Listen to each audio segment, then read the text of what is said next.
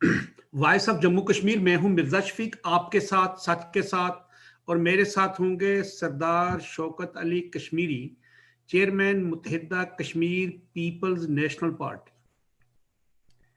रमजान का महीना भी है, सच की बात, और मेरा अपना अकीदा है कि कम से कम बंदे को सच ही बोलना चाहिए। कल मैं एक खबर पढ़ रहा था, हम मुसलमान कहलवाते हैं या नहीं, लेकिन कहलवाने का तो हमें फन है। मुत्तहिदा अरब अमारात, जिसको दुबई कहते हैं, और हमारे जो यानी कि हमारे मुक़्तदर लोगों में शामिल होते, बड़े यानी कि मुसलमानों में बड़े होते हैं, उन्होंने एक अफ्तारी मुतारफ कराई है 66,000 दिरहम में। 66,000 दिरहम में, क्योंकि आजकल उम्रा और वो मक्का वक्का जाने का रफड़ पड़ा कम हुआ है कि वो कोरोना की वजह से, तो उन्हें एक अफ्तारी मुकर्रर कराई है कि आप फजा में अफ्तारी करें और 66,000 दिरहम दे। एक फ्लाइट में 380 लोग होंगे। अब पैसों का हिसाब आप लगे, मैथमेटिक्स मेरा बड़ा कमजोर है। और दूसरी तरफ मुसलमान महाजरीन, शाम हो, इराक हो, लीबिया हो, यमन हो, सोमालिया हो, सूडान हो, फलस्तीन हो, हम उनकी मदद के लिए यूरोपियन यूनियन को पुकारते हैं। अगर वो कोई किसी को सियासी अजाइलम या कुछ उनको नामदाद दें, तो हम पूरी अखबारों में मुस्लिम दुनिया में कहते हैं कि ईसाई मुसलमानों पे जुल्म कर रहे हैं। तो ये कौन मुसलमान पे जुल्म नहीं कर रहे? 66,000 की अफ्तारी के लिए जा रहा है, और वो 66,000 में से मैं गारंटी से कहता हूं कि 66,000 लोगों को नहीं तो 6,600 लोगों को वो एक पूरे महीने नहीं, 2 महीने 3 महीने का राशन दे सकता है। और फिर हम अपीलें करते हैं कि सूडान, स्वीडन, डेनमार्क और नॉर्वे जो है वो मुसलमानों को वापस दमिश्क और हमस भेज रहा है। तो ये बड़ा एक जुल्म हो रहा है। अरे भाई, ये देखो, ये कौन मुसलमान है? 66,000 वाला, या वो जो काफिर जो आपको यहाँ पे खाना भी दे रहा है, हर चीज दे रहा, हम फिर उस पर कर रहे हैं। आज पेरिस में एक मुसलमान मुजाहिद ने एक खातून लेडी पुलिस ऑफिसर को चाकू मार के कत्ल कर दिया। अब वो खुद भी मर गया, जहन्नम में चला गया कि रमजान में एक जुमे वाले दिन तुम इतना बड़ा अपने नाम लेके मुसलमान तो इतना बेगैरती का काम कर रहे हो। मैं तो कहता हूँ वो जहन्नम में गया सीधा। खैर जाए जी। ये शहर खामोशा है, यहाँ बातें नहीं करते, रोते हैं यहाँ हंस हंस कर मुलाकातें नहीं करते। जो गुजरती है उन पर तुमको घर खबर हो, पर कोई दुआ कीजिए, दुनिया के रिश्तों में वफा ढूंढते हैं। खैर हम आगे चलते हैं। फौज का काम है दफा करना, शहरियों की हिफाजत करना, मुल्क की हिफाजत करना। अल्लाह का फजल है, चार अदारे हैं अब: वेलफेयर ट्रस्ट, फौजी फाउंडेशन, शाहीन फाउंडेशन, बहरिया फाउंडेशन। और अल्हम्दुलिल्लाह सिविलियन को खुश होना चाहिए कि ये अदारे कभी बंक डिफॉल्टर नहीं हुए, ये अदारे कभी घाटे में नहीं गए, इन अदारों में कभी किसी को नुकसान नहीं हुआ। और ये अल्हम्दुलिल्लाह कितनी बड़ी कुदरत के अल्लाह का मुमकिन खदादाद में एक गैबी इमदाद है। वेलफेयर ट्रस्ट के 27 अदारे हैं, फौजी फाउंडेशन के 17 अदारे हैं, 17, 27 और 7, 34 हो गए 44। 7 हैं शाहीन फाउंडेशन, ये बेचारी छोटी है, इसके हो गए ये 652। और फिर आगे 19 बहरिया फाउंडेशन के। अभी इनसे मैं आगे करूं, ये 81 बन जाते हैं। ये है हमारी प्रोफेशनल एस्टेब्लिशमेंट की प्रोफेशनल फौज, जिसके सिर्फ 81 अदारे हैं जो मुनाफा बख्श है मुल्क के अंदर। हनीफ अब्बासी के वारंट गिरफ्तारी जारी हो गए। MQM जो थी वो 90 के सारे बरी, 52 मुकदमों में बरी। अब पता नहीं उन पे पाबंदी हटेगी नहीं है, तो मैं शौकत साहब से पूछूंगा, बड़े ये भी कराची में बाबा सर हैं। हुकूमत साद रजवी के रहाई के मादे से मुकर गई। डॉक्टर मोहम्मद शफीक अमीनी ने कहा है कि हमसे बंद कमरों में पांव पकड़ के माफिया मांगी है वजीर दाखिला ने, और कहा जी आप जाएं, आप सब रिहा हो जाएंगे। और अब ये कह रहे हैं। और अब मैं चलता हूं सरदार शौकत अली कश्मीरी के पास। अस्सलाम वालेकुम जी। जी वालेकुम सलाम। आपको इंतजार करना पड़ा, मैं कितने मिनट? 5 मिनट। खैर माजरत चाहता हूँ। असल में बात यह थी कि वो मैं पढ़ रहा था आज काफी खबरें आगे पीछे, तो میں نے دیکھا یار، دیکھیں اللہ کا فضل ہے اس ملک پہ، ملک کے خدادات پہ، کہ ایک مولوی اٹھتا ہے وہ کہتا ہے میں نے چاند اور سورج سندھ میں بنایا ہوا تھا 1500 سال پہلے، وہ ہم رات روشن کر دیتے تھے۔ میں نے کہا اتنی بڑی ترقی۔ ایک دوسرے مولوی صاحب اٹھے، وہ پڑھ رہا تھا کہ 1965 کی جنگ میں ایک غیبی مدد ہوئی کہ ایک ایسے ہوا امام علی اور امام حسن حسین یہ دونوں تشریف لے آئے اور انہوں نے وہ بارڈر پہ سنبھال لیا، ہمارا رنگ پور کا بارڈر شکر بگڑ میں۔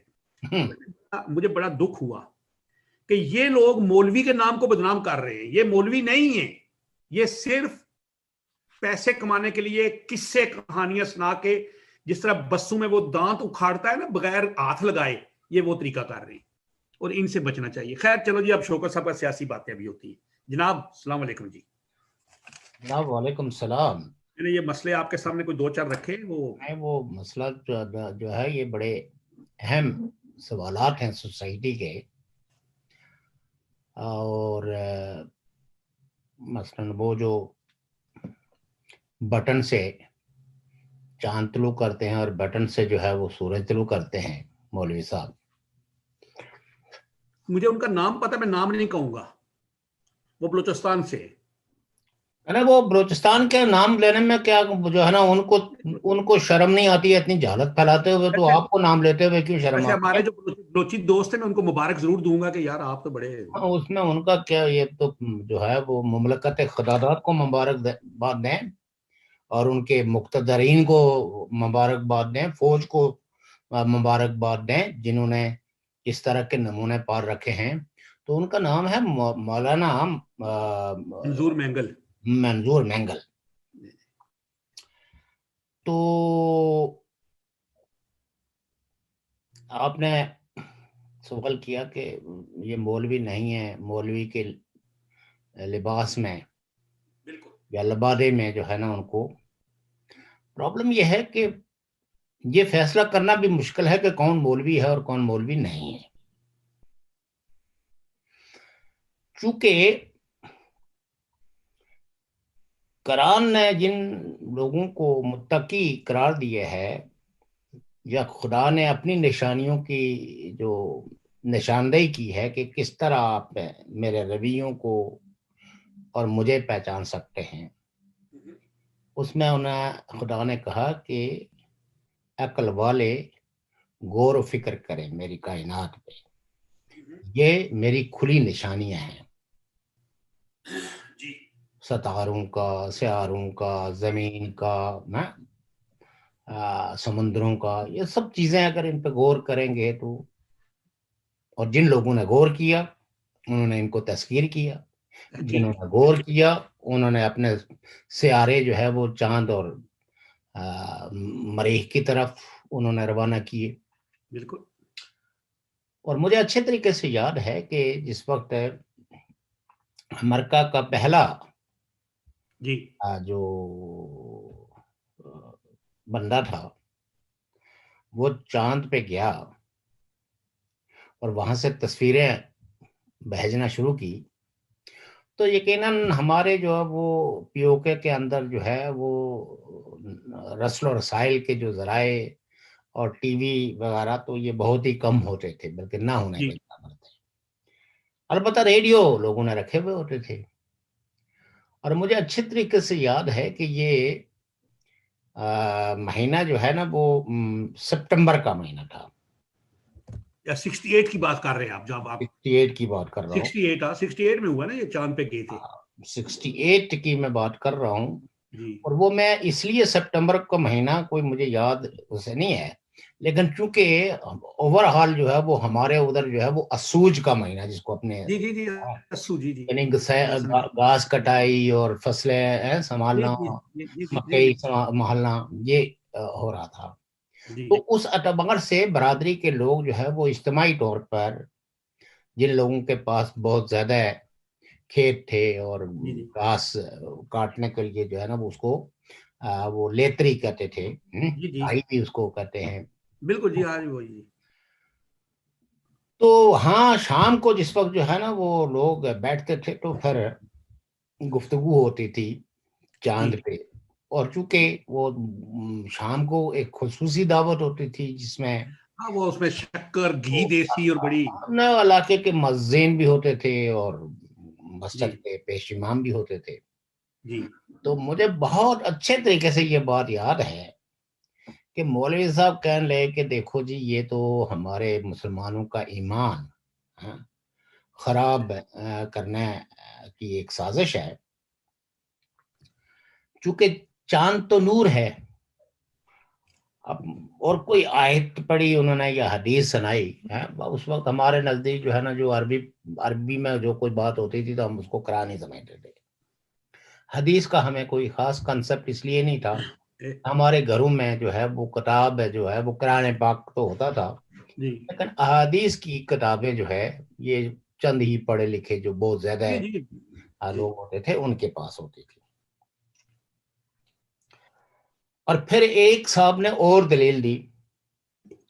उन्होंने कहा कि देखिए, जब चांद जो है वो सूख के टहनी की मानद होता है, तो हाँ उस हाँ। वक्त ये कदम कहाँ रखेंगे, और ये इस तरह के, मतलब इस तरह के तमस्कर और है।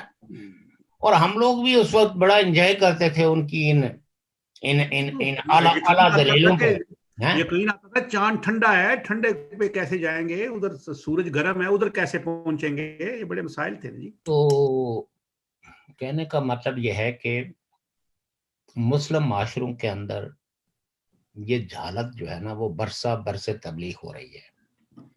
इल्म की कमी। और जिन माशरों ने या जिन लोगों ने उनके मुकाबले में कोई रैशनलिज्म पेश करने की कोशिश की, कोई अक्ल की बात करने की कोशिश की, साइंस की बात, तो उनको मुख्तलिफ किस्म के फतवों से नवाजा गया।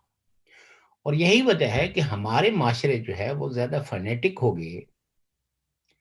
और आज आप ये देखें कि वो जिसको आप ममलकत खदादात कहते हैं, उस ममलकत खदादात के अंदर एक ऐसा फसाद बरपा है कि एक तरफ तो सिटिंग गवर्नमेंट कहती है कि ये दहशतगर्द हैं, ये गुंडे हैं, ये बदमाश हैं, और हम इस ऑर्गेनाइजेशन को, यानी तहरीक लब्बाई पाकिस्तान को, गुंडागर्दी और दहशतगर्दी में मुलव्वस होने की बुनियाद पे बैन करते हैं, इन पे पाबंदी लगाते हैं।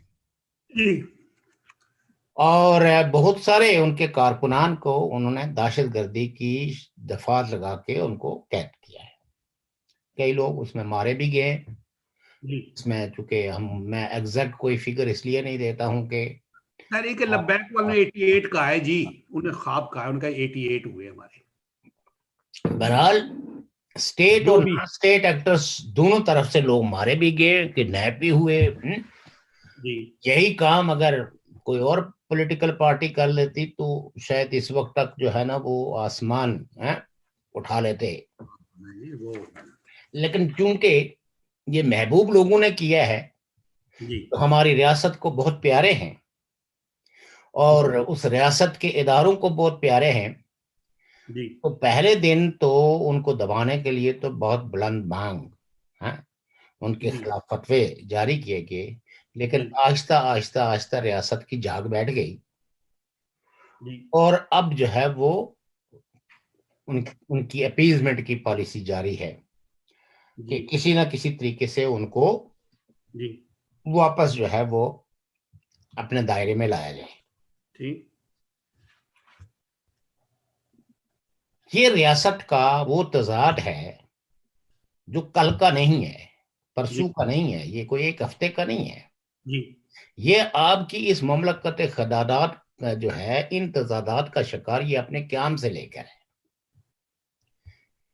कि आया हम एक इस्लामी स्टेट बने, हम एक सेकुलर स्टेट बने, हम एक नेशन स्टेट बने, हम क्या बने। हमारा जो नस्ब तालीम है वो जदीद हो, वो कदीम हो, वो मजहब की बुनियाद पे हो, या मॉडर्न साइंस की बुनियाद पे हो। और आप ये देखिए, ये मैं जस्ट एक एक निशानदेही करता हूं, इस पे आप सोचिए और जो आपके नादरीन है वो भी सोचें कि एक अजीब व गरीब किस्म का नसाब तालीम तश्कील दिया गया है, खास करके गवर्नमेंट स्कूलों में, कि دینیات کی کلاس میں بچہ جاتا ہے، اور چونکہ آپ کو پتہ ہی ہے کہ پاکستان کے تمام ہی تعلیمی اداروں کے اندر دینیات کا جو سبجیکٹ ہے یہ لازمی سبجیکٹ ہے، کمپلسری سبجیکٹ ہے، اور یہ سبجیکٹ جو ہے وہ آپ کو بی ایس سی تک پڑھایا جاتا ہے، شاید ایم ایس سی میں نہیں، ایم ایس سی میں اس کو نہیں پڑھاتے، لیکن بی ایس سی تک جاتا ہے جی۔ اس کو بی ایس سی کے اندر جو ہے نا اس سبجیکٹ کا نام ہے اسلامک آئیڈیالوجی۔ جی جی۔ اس دینیات کی کلاس میں بچہ پڑھتا ہے کہ بارش جو برستی ہے یہ خدا تعالیٰ نے فرشتے معمور کر رکھے ہیں، اور ہر قطرے کے ساتھ ایک فرشتہ آتا ہے، یعنی ایک ایک قطرہ جو زمین پہ پہنچتا ہے یہ فرشتے لاتے ہیں اس کو، اور عمومی طور پر بارش کے بارے میں یہ تصور کیا جاتا ہے کہ یہ رحمت خداوندی ہے۔ وہی بچہ جب اٹھ کے تو جغرافیہ کے پیریڈ میں جاتا ہے تو وہ بچہ پڑھتا ہے کہ جی سمندر سے بخارات اٹھتے ہیں، مونسون ہوائیں ان کو لے چلتی ہیں، اور پہاڑوں پہ اور درختوں سے اور اونچی جگہوں سے ٹکرا کے وہ بارش برساتے ہیں۔ وہی بچہ اٹھ کے جس وقت باٹنی میں کے پیریڈ میں جاتا ہے تو وہاں وہ زندگی یعنی سل کو یعنی خلیے کو زندگی کی اکائی قرار دیا جاتا ہے،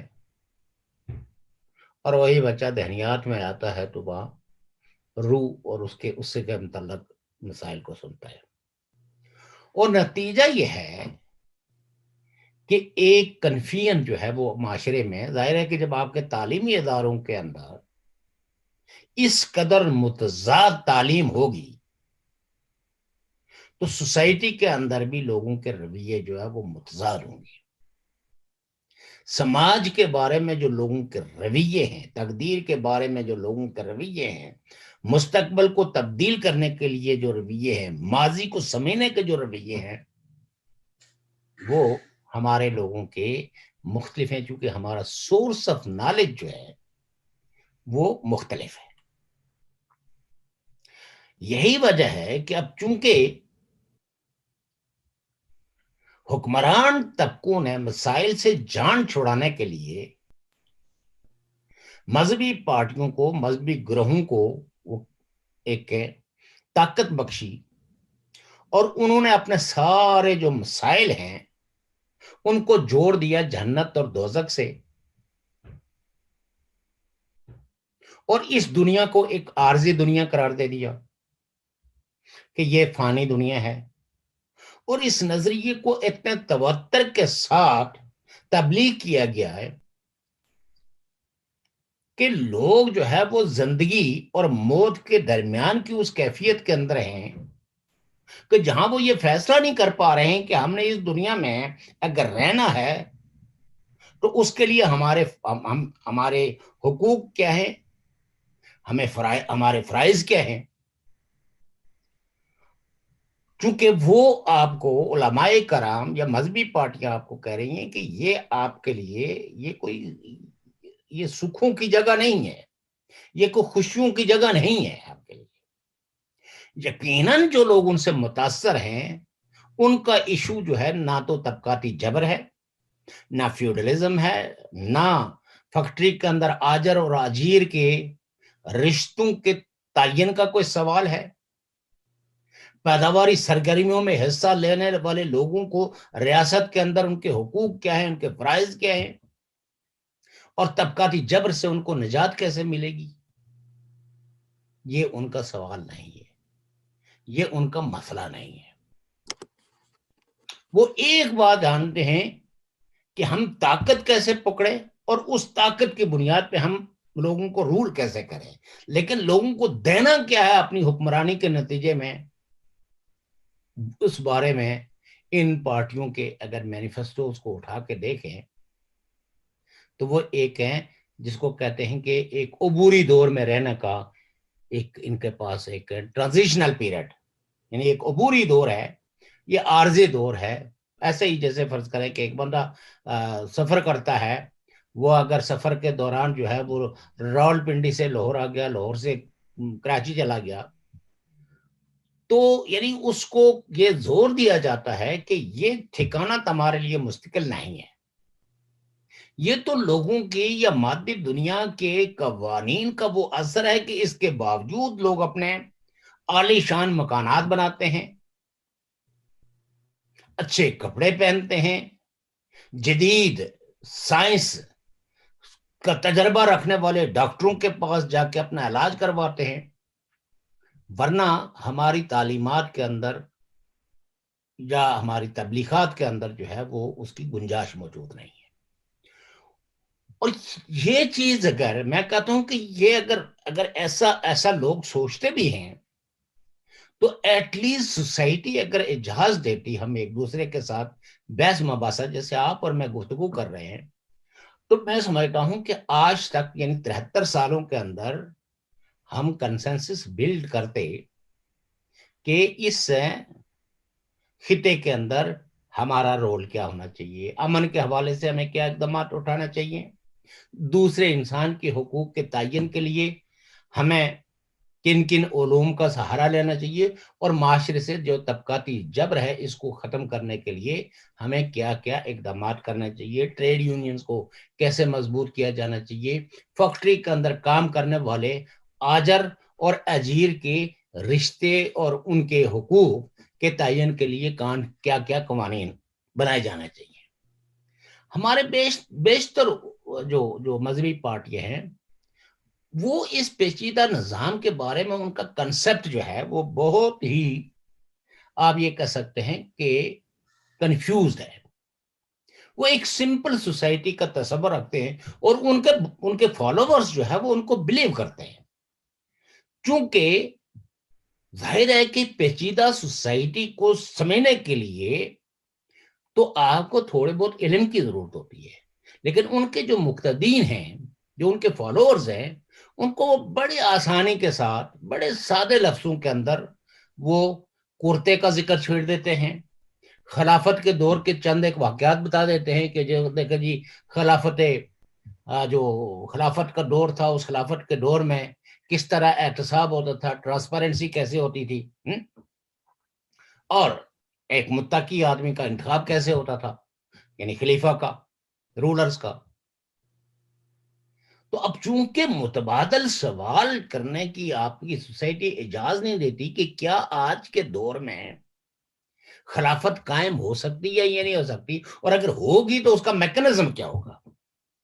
یعنی وہ 6 آدمی مملکت خدادات کے اندر جو ہے نیک اور متقی کون تلاش کرے گا جو ایک خلیفہ کا انتخاب کرے گا، یعنی اپنے لیے اس مملکت کے لیے ایک حکمران متعین کرے گا. یہ پاسبل ہے بھی یا نہیں،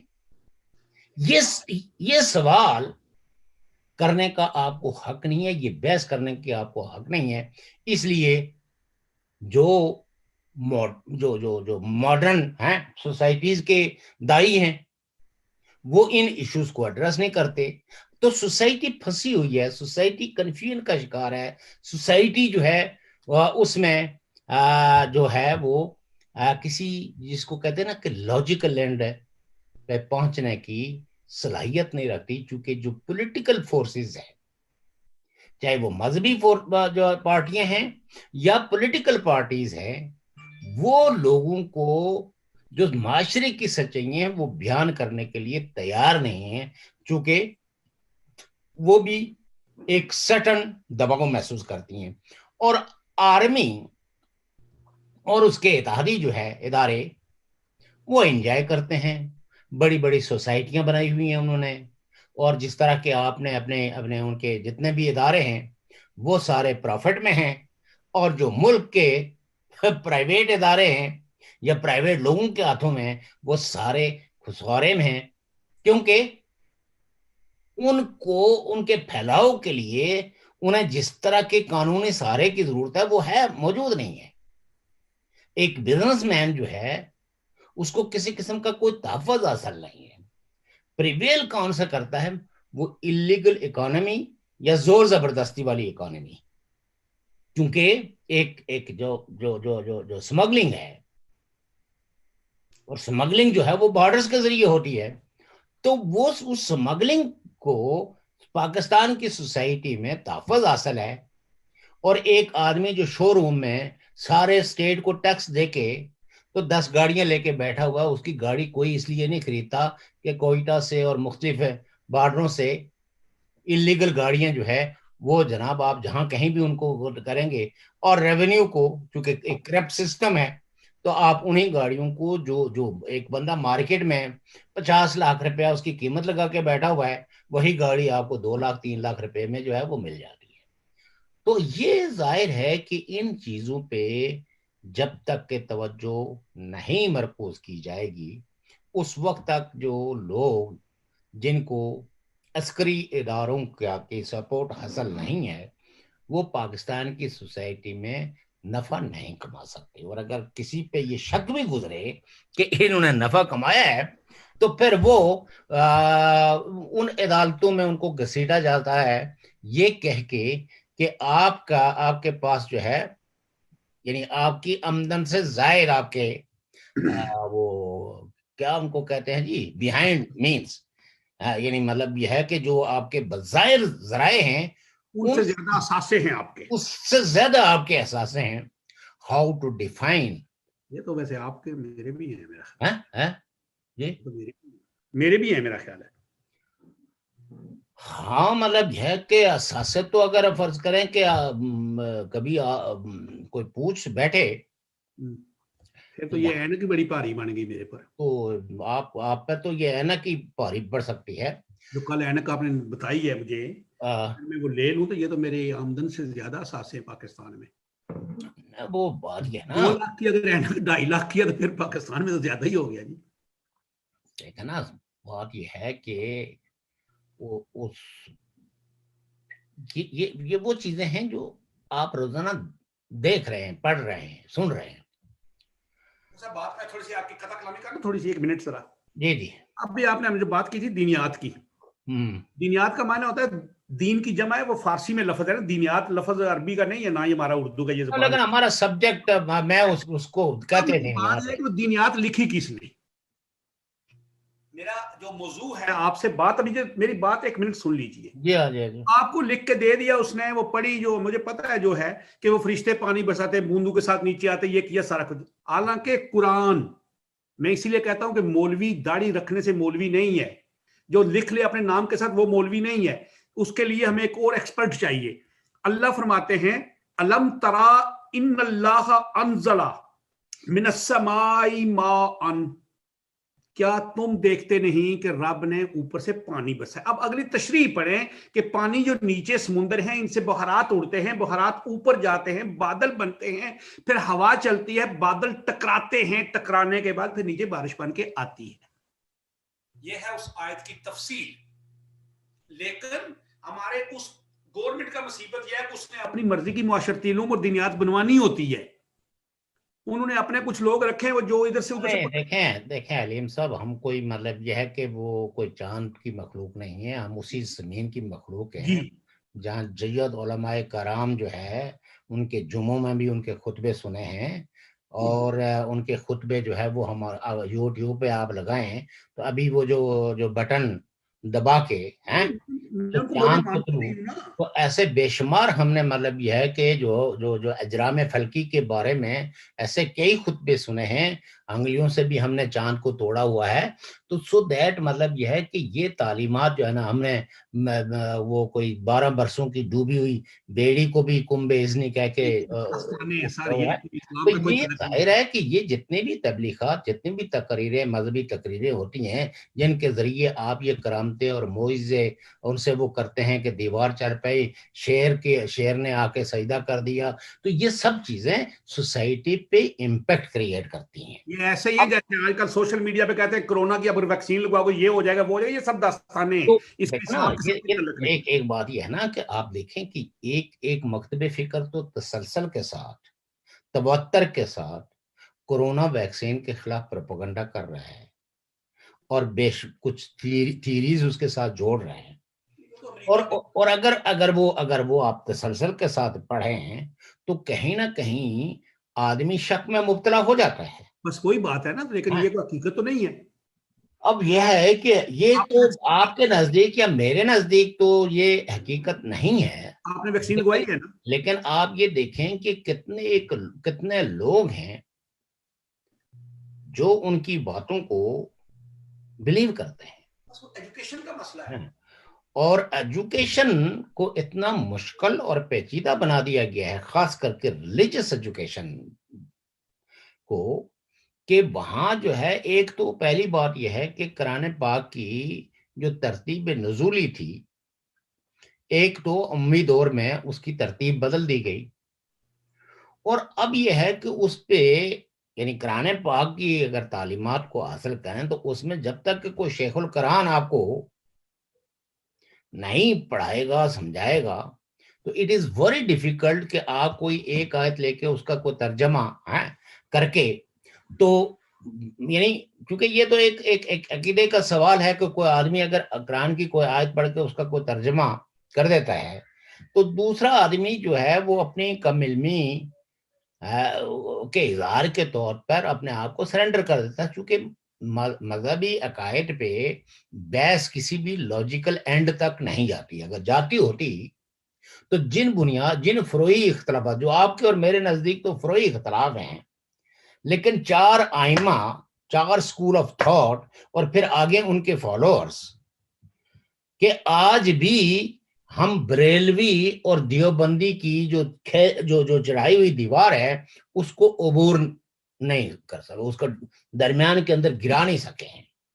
آج بھی جو ہے وہ اہل تشیع یعنی تشیعوں نے جو مطلب یہ ہے کہ دیوار کھڑی کی ہے، جو اہل حدیث نے دیوار کھڑی کی ہے، جو بریلویوں نے دیوار کھڑی کی ہے، جو دیوبندیوں نے دیوار کھڑی کی ہے، وہ ان ساری دیواروں کی موجودگی اس بات کا اظہار کرتی ہے کہ ان کے درمیان مناظرے بھی ہوئے، بحث مباحثے بھی ہوئے، قرآن سب کے پاس موجود ہے، احادیث بھی موجود ہے، احادیث کی کتابیں بھی موجود ہیں، لیکن دیواریں آج بھی ان کی اپنی ہی فائنڈنگز کے بنیاد پہ کھڑی ہیں اور ان کو ڈھانے کے لیے کوئی ایک بھی فرقہ تیار نہیں ہے. آپ کے اور میرے کہنے سے تو ان میں سے کوئی بھی وڈرا کرنے کے لیے تیار نہیں ہے، چونکہ ان کی روٹی روزی کا مسئلہ جو ہے وہ مذہب سے ہے. یہ نبی تو اپنے ہاتھوں سے کام کرتے تھے، محنت کرتے تھے، لیکن آپ یہ دیکھیں کہ یہ تو محنت کو اپنی شان کے خلاف سمجھتے ہیں، اور پھر ایسے ایسے جھوٹ اور ایسے ایسے کہانیاں یہ یعنی جھوٹ پہ مبنی سناتے ہیں، اور بڑے بڑے مطلب یہ کہ جن کے نام بہت پوری دنیا کے اندر مشہور و معروف ہیں،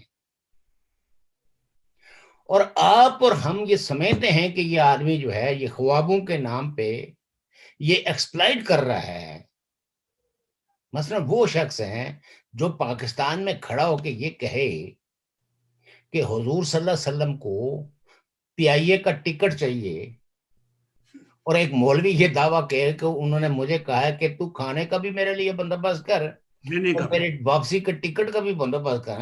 آپ تصور کریں کہ اگر یہ کوئی عام آدمی بات کرتا تو اس وقت تک وہ کسی چوراہے میں بلاسفیمی کے قانون کے تحت جو ہے وہ لٹکایا ہوا ہوتا، لیکن چونکہ جس نے کہا ہے اس کا نام اتنا بڑا ہے کہ اس کے بارے میں تو ایسا سوچنا بھی جو ہے وہ گستاخی ہے.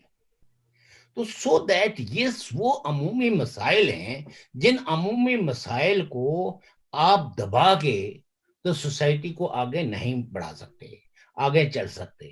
ان بحثوں کو جن کو آپ نے برسے اوائڈ کیا ہے یا لوگوں کو کہا چپ ہو جاؤ، ان بحثوں سے، ان نزعی بحثوں سے آپ کو اپنی سوسائٹی گزارنی ہوگی، تب جا کے یہاں ایک کنسنسس ایسا بلٹ ہوگا جس کی بنیاد پہ لوگ ایک دوسرے کو برداشت کریں گے.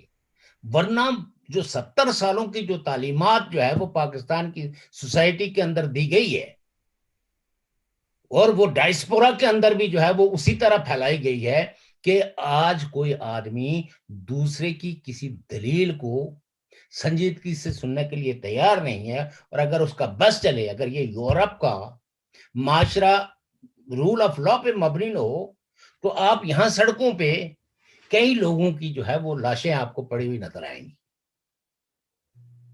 کیونکہ انتہا پسندی جس معاشرے سے آپ کا تعلق ہے, جس معاشرے کے اندر آپ روزانہ فون کرتے ہو, جس معاشرے کے اندر یہاں سے پیسے کما کے بھیجتے ہو, تو اس کی سوچ کا امپیکٹ بھی تو آپ پہ پڑتا ہے. اور ہم ہی ان کی میزبانیاں بھی کرتے ہیں, ہم انہیں کے استقبال بھی کرتے ہیں, ان کے بڑے بڑے پروگرامات بھی ارینج کرتے ہیں. اور جن پولیٹیکل پارٹیوں کے ساتھ ہیں, ماشاءاللہ اگر آپ ڈائسپورا کے اندر بھی دیکھ لیں تو جو لوگ برسہ بھر سے لیبر پارٹی میں ہیں, یہاں لیبر پارٹی کے ممبر ہیں, اور بیک ہوم میں جماعت اسلامی کے ہوں گے, تحریک لبیک کے ہوں گے, جمیعت العلماء اسلام کے ہوں گے. اور یہ آپ جانتے ہیں, میں جانتا ہوں ایسے کئی لوگوں کو کہ جو برطانیہ کے اندر تو لیبر پارٹی, اور لیبر پارٹی برطانیہ کی جو پارلیمانی پارٹیز کے اندر ہے, اس کے لیے یہ تصور کیا جاتا ہے کہ یہ معاشرے کی ایڈوانس پارٹی ہے, سوشلسٹ پارٹی ہے, جس کے اندر جو ہے وہ یعنی ایک معاشرے کی ایڈوانس سوچ جو ہے وہ اس کی صفوں میں موجود ہے. اس کے ممبر جو ہے وہ بیک ہوم جن پولیٹیکل پارٹیوں کو سپورٹ کرتے ہیں, اور بلکہ یہاں بھی جو ہے ڈائسپورا کے اندر بھی جو پارٹیاں بیک ہوم سے یہاں آئی ہیں, ان پارٹیوں کے ساتھ وابستہ ہیں, وہ تنگ نظر فرقہ پرست پارٹیاں ہیں. تو یہ تو عالم ہے. اب اس میں ہم پاکستان کو چاند پہ دیکھنا چاہتے ہیں, ہم پاکستان کو جو ہے وہ دنیا کے اندر ایک ابھرتی ہوئی طاقت دیکھنا چاہتے ہیں, پاکستان کو جو ہے وہ چاہتے ہیں کہ وہ ترقی کی ساری منازل طے کر لے. لیکن پرابلم یہ ہے کہ وہاں جو پالیسی ساز ہیں, اس نے تو پاکستان کو کے پاؤں میں بیڑیاں ڈال رکھی ہوئی ہیں کہ آپ نے آگے قدم بڑھانا نہیں ہے. کیوں کہ نہ تو آپ کسی کے قومی وجود کو تسلیم کرتے ہیں, نہ آپ حق خودارادیت کو مانتے ہیں, نہ رول آف لا کو مانتے ہیں, نہ آپ گڈ گورننس کو مانتے ہیں, نہ آپ ڈیموکریسی کو مانتے ہیں.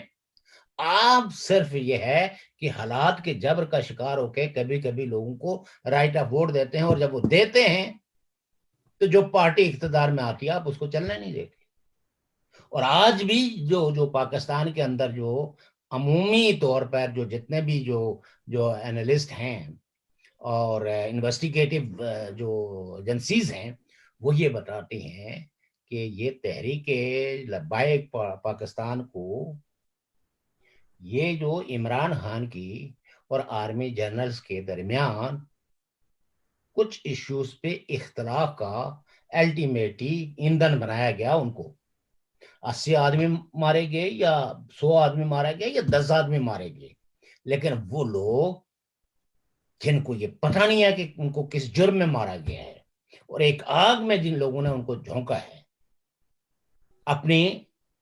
اپنے مفادات کی, اپنی طاقت کی جو ہے وہ حکمرانی کو برقرار رکھنے کے لیے, اس کی کون انویسٹیگیشنز کرے گا؟ یہ ایسا ہی ہے جیسے راولہ کوٹ میں ہمارا ایک جاننے والا تھا, اس کو وہ پہلے جو ہے وہ کام کرتا تھا انہی کے ساتھ, اور شاید وہ ایک مذہبی پارٹی کا جو ہے نا وہ لشکر طیبہ کا تھا یا جیش محمد کا. تو بعد ازاں اس کے جو ہے وہ اپنے والد صاحب کی ڈیتھ ہو گئی, اور وہ چونکہ گھر کا بڑا تھا, تو اب ان کی والدہ نے ان کو مجبور کیا کہ بھئی اب آپ جو ہے وہ ان بچوں کی کفالت کے لیے آپ کام کریں. تو وہ محکمہ برقیات میں ان کے والد صاحب تھے, تو ان کی جگہ ان کو نوکری ملی, لیکن اس کو پریشرائز کیا جانے لگا کہ نہیں, آپ نے جو ہے آپ جہاد کے اس راستے کو ترک نہیں کر سکتے, ہماری انویسٹمنٹ ہے. اس نے بہت محنت سماجت کی, بہت آرگو کیا, لیکن وہ آرگومنٹ اس کے نہیں قبول ہوئے. جب اس نے کہا کہ میں نہیں اب آپ لوگوں کے ساتھ کام کروں گا, تو الٹیمیٹلی راولہ کوٹ کے بھرے بازار کے اندر اس کو اغوا کر دیا آئی ایس آئی والوں نے.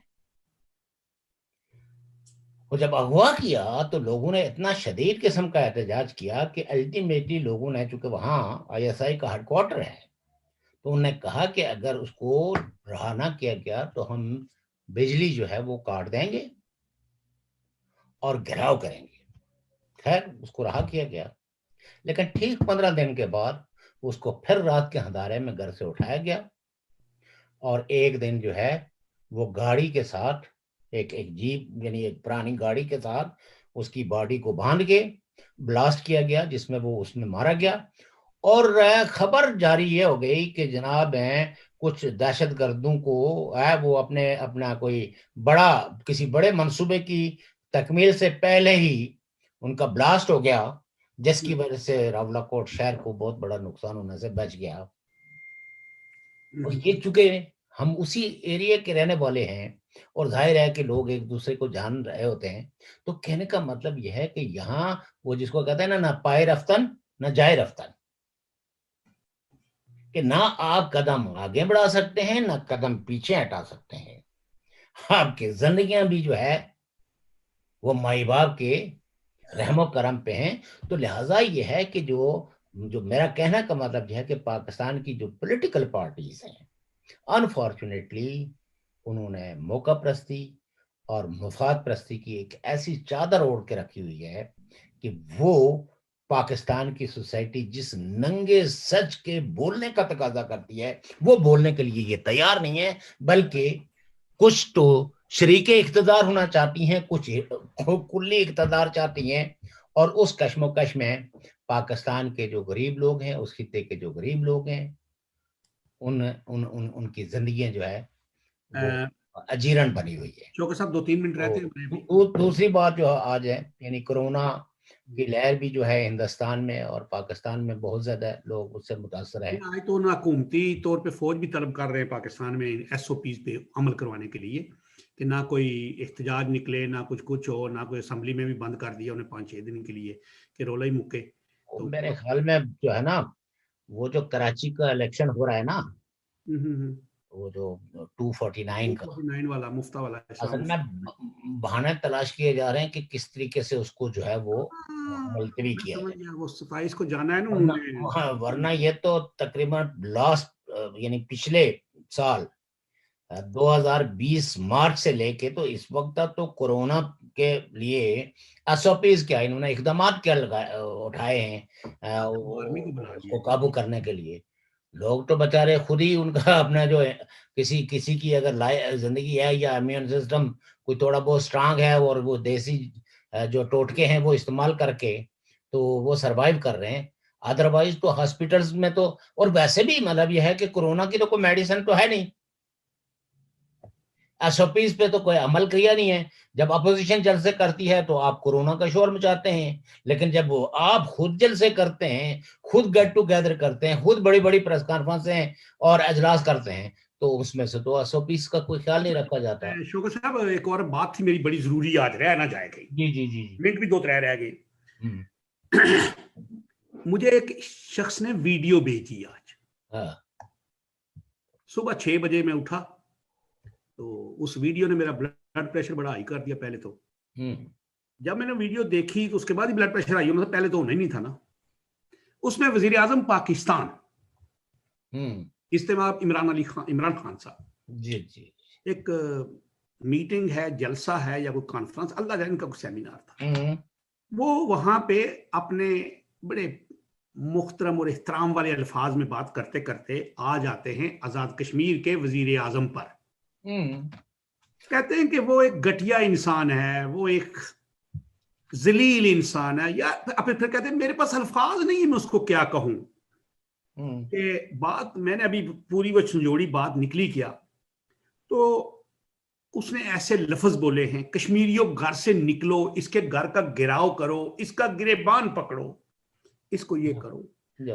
جب میں نے وہ سارا ابھی اس کے بیک میں گیا ہوں, میں نے کچھ کانٹیکٹ کیے, لوگوں سے پوچھا تو مجھے بتایا گیا کہ وزیر اعظم آزاد کشمیر نے ایک بات کہی تھی کہ اگر تم لوگ اس ریاست کا کوئی سودا کرنا چاہتے ہو تو یہ نہیں کر پاؤ گے ہمارے ہوتے ہوئے. ہم میر جعفر اور میر مدن نہیں بنیں گے. ہمارے جو وسائل ہیں ان کو جو کرتے ان کا کچھ ہمیں کرو, نہیں تو ہم اتحاد کر دیتے ہیں. اگر اتحاد ہی کرنا ہے پھر ان کے ساتھ کریں گے, وہ طاقتور ہے. تو اس پہ محترم وزیر اعظم نے ایسی بات, اور میرے خیال میں اخلاقیات سے گھٹیا بات کرنا کوئی بھی کرے, اور خاص کر ایک کشمیری کے بارے میں ایسے الفاظ کہنے سے میری ذاتی رائے میں مذمت بھی کرتا ہوں، اور میں سمجھتا ہوں کہ یہی الفاظ محترم وزیر اعظم آپ کے لیے بھی استعمال ہو سکتے ہیں۔ بات یہ ہے نا کہ آپ کا تو بڑا نیک جذبہ ہے، آپ اپنے قوم اور اپنے ملک کی عزت اور وقار کا تحفظ چاہتے ہیں، لیکن مسئلہ یہ ہے کہ یہ جو آزاد کشمیر کی یہ جو کرسی ہے نا وزیر اعظم کی اور صدر کی، اس کرسی پہ جو بھی آدمی بیٹھتا ہے اس کو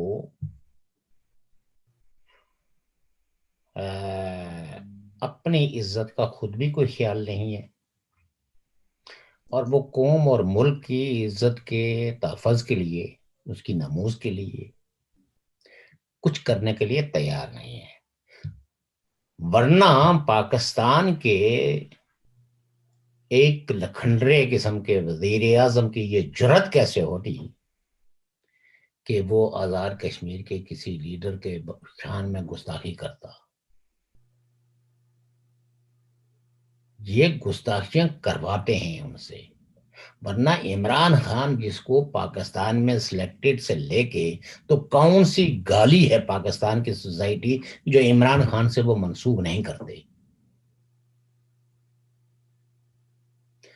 تو مسئلہ یہ ہے کہ افسوس ہی کیا جا سکتا ہے۔ ہم تو یہ کہتے ہیں کہ سیاست میں بھی اور ذاتی زندگی کے اندر بھی انسان کو مہذب ہونا چاہیے۔ اختلاف رائے جو ہے وہ تہذیب کے ساتھ بھی کیا جا سکتا ہے، اپنے بیانیوں کو آپ خوبصورت لفظوں کے اندر بھی بیان کر کے تو کوئی امپیکٹ کریٹ کر سکتے ہیں، ضروری نہیں ہے کہ گالم گلوچ سے۔ لیکن انفارچونیٹ ہے یہ، دیکھیں پاکستان میں جس آدمی کی جو سیاست کی جو شروعات ہے وہ گالی سے شروع ہوتی ہے، اور شاید ہی پاکستان کی سیاست کا کوئی سیاسی کارکن، کوئی سیاسی رہنما ایسا ہو جس کو عمران خان نے گالی نہ دی ہو، وہ چاہے آصف زرداری ہوں، نواز شریف ہوں، شہباز شریف ہوں، کوئی ہو، بلکہ جو ان کی پارٹیوں کے جو